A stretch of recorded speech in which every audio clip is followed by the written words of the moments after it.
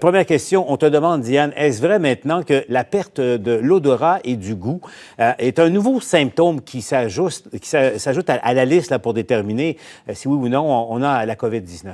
Il y a eu plusieurs cas, Paul, qui ont été rapportés dans de nombreux pays, de sorte que l'INES, l'Institut national d'excellence en santé et en services sociaux au Québec, a fait une analyse et a effectivement dit, écoutez, devant le nombre de cas, on va constater la perte de l'odorat devient un symptôme qui, c'est une perte d'odorat brutale qui peut être un indice de l'infection à la COVID-19. Ça touche principalement les jeunes, donc c'est intéressant de savoir ça. Et ce qu'on recommande à ce moment-là, si vraiment la perte d'odorat est brutale, c'est plus une perte d'odorat qu'une perte de goût. Parfois, les gens ont aussi une perte de goût, mais c'est typiquement la perte d'odorat qui est la plus fréquente et brutale, sans autre cause. Alors, à ce moment-là, on considère que la personne est probablement à risque et on recommande de se mettre en isolement pour 7 jours au moins jusqu'à maintenant.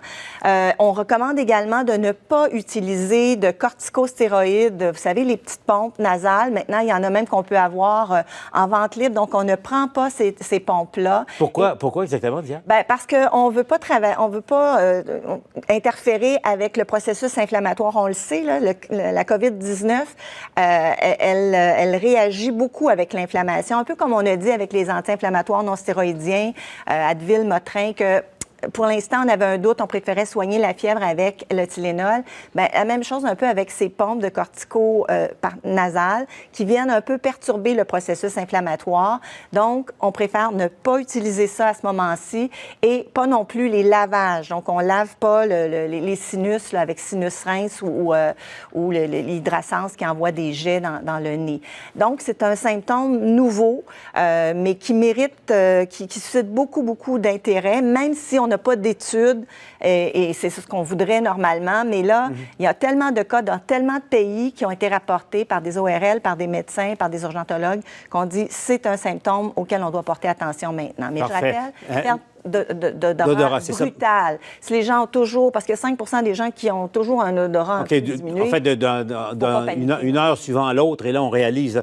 Diane, là, pour le bénéfice des gens qui nous écoutent, si on résume la liste des symptômes là, qu'on peut ressentir, là. Donc, perte d'odorat de l'odorat et du goût également. Là. Et du goût chez certaines personnes, mais c'est moins fréquent. C'est pas toujours présent. Donc, la perte d'odorat seule constitue quand même un symptôme distinctif, parfois associé avec la perte de goût.